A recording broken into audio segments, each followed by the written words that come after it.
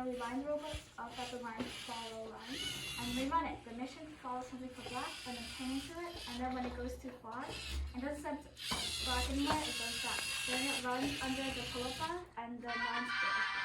We made it line square because sometimes it might be off, so the line square puts it back on track. Then the robot goes to dance mission and spins.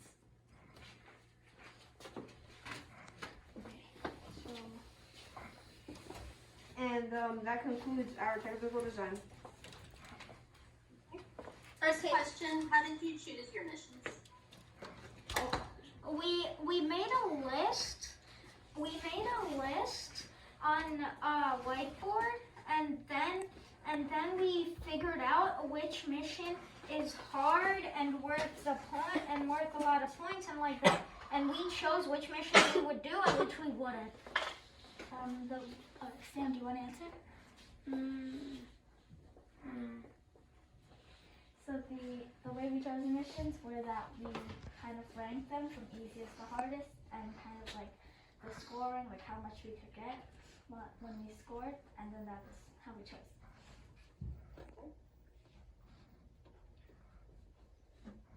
How did you make sure that everyone on the team developed the building and coding skills needed?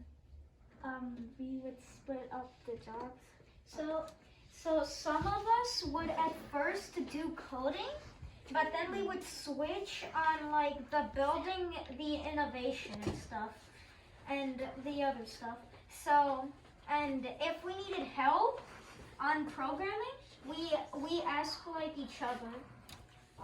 For example, Benjamin used to be the programmer along with Valerie, but Mason also learned the skills at the same time. Mason, come here. And he also helped program some missions.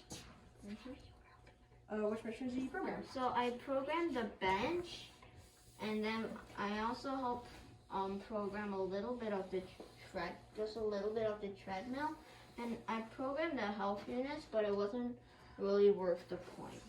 Yeah, we didn't build anything or program anything to collect the health units, so we decided not to do that mission.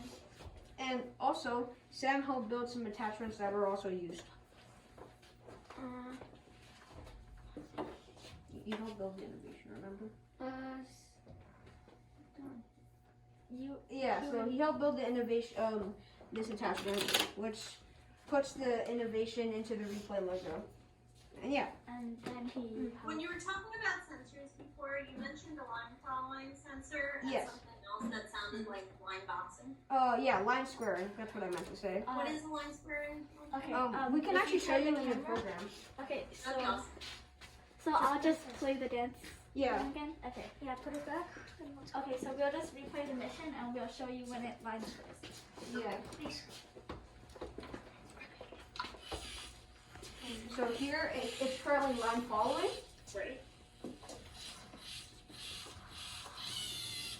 And then right over here it line squares. So Line squaring here so that it can ensure success when mission.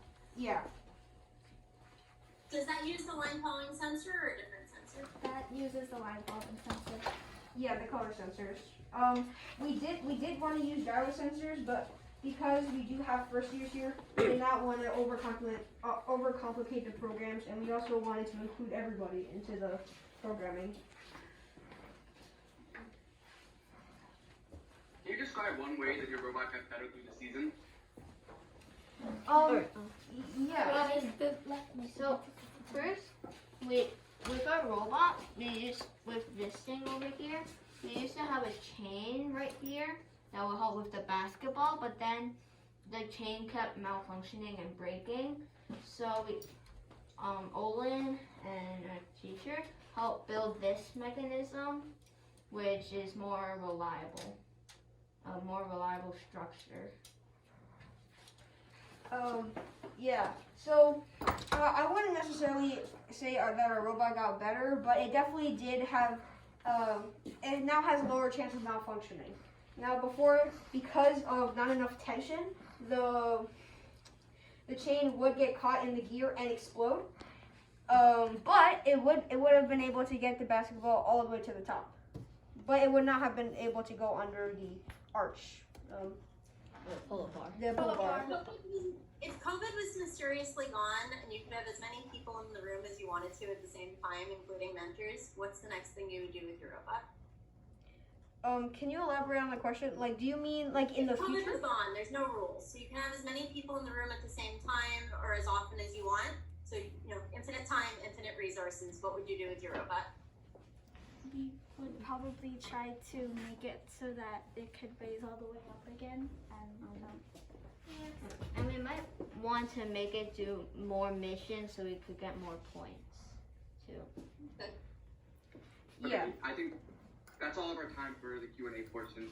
So that brings us. So that brings us to core values. Are you going to be talking, presenting, or having us ask you questions? We're gonna have you ask us questions. yeah, Okay. probably you're good. Trikar, you want to go first? So can you describe the toughest challenge your team faced and how you overcame it? Can you repeat the question?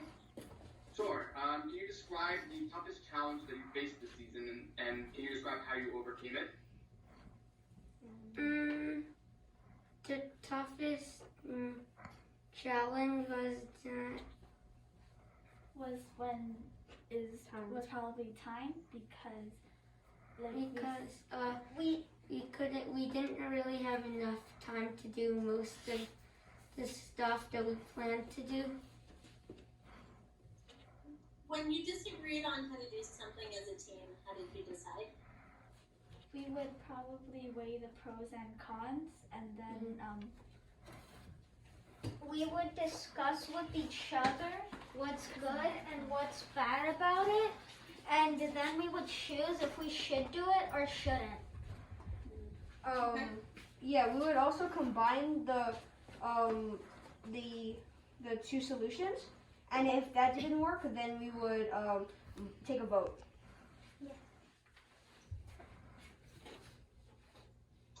Of all the things that you guys have completed and accomplished, what are you guys most proud of? I would say how we've grown as a team. In the beginning of the year, we all had our differences, and we thought that our team didn't really mesh. But as the weeks had gone by and we grew to know each other more, we definitely collaborated more and had more fun. Yeah. What were some of the team building methods that you guys were able to kind of overcome that? Because of COVID, we couldn't really do a lot of core value games that our team usually does. Like, for example, last year we did this thing where we had these two bands, and then we would like jump around like that, and it was really fun. But obviously this year, because we can't really have social contact and things, so we would actually like to talk a lot when we would make our stuff. For example, the innovation and building on the robot. And we also like to eat sometimes. Obviously, we would be socially distanced. Yeah, because we would be without masks also, so. Yeah.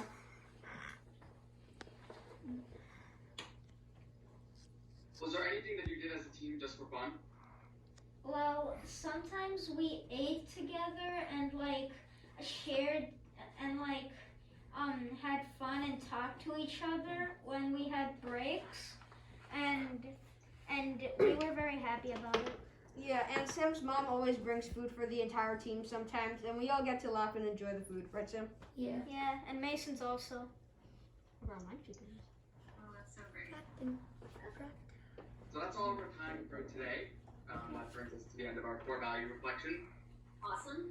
At this point, we're going to give you some initial feedback. You'll still get the written one. I love that you brought a piece of what it feels like in person to this, especially for people like Helen who have never judged before. You had the skit at the end, you had the science board. It made me feel like I'm there. I miss that so much, so thank you for that.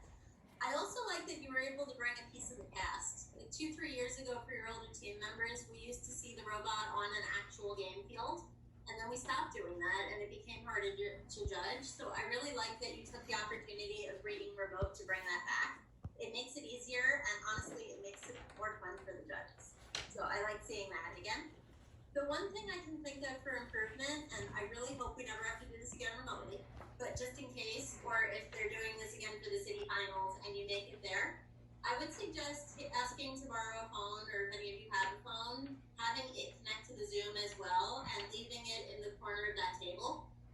don't have to move around so much during the presentation for us to hear you. Mhm. You still get to be on video from one place, but it's like having another microphone in the room. Ellen Tritar, who wants to go next? Yeah, go ahead. Okay, I was just gonna say I really enjoyed seeing your physical Lego build for your innovation project solution. I thought it was great for visualizing what your solution was, but it also looked very cool, and I was very impressed by it. So thank you for that. You're welcome.